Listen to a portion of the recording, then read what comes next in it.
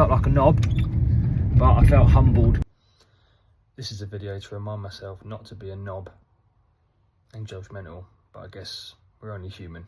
Yesterday I watched a documentary about Calum von Moger, Unbroken, and I'd seen this guy around in some Generation 9 documentaries and other bits, and just seen him on social media, and I sort of made up my mind that he was an idiot already, but without even getting to know him.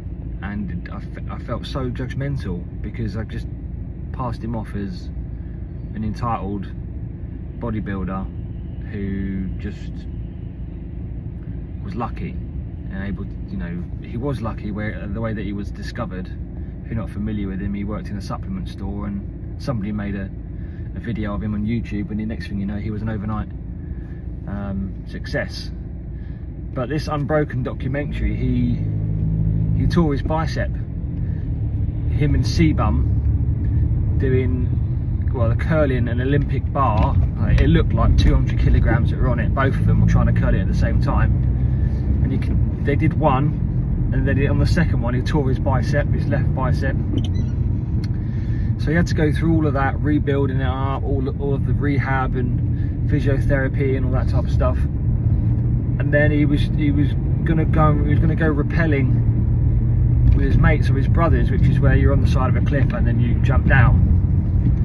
And he was just going over the precipice, and then he fell back and just shattered one of his knees. And trying to pull himself up, he tore his left bicep again. And the movie was basically just about him coming back from setbacks, you know, being stuck right in the bottom of that pit.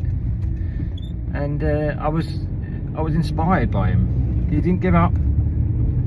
A lot of people would have just curled up and given up, and I'm sure he felt like giving up, and I'm sure there were dark times, but it just made me think that you think that other people have got it made, and you think that other people have got a fantastic life and everyone's got it better than you, when you have absolutely no idea what the other person is going through or has gone through.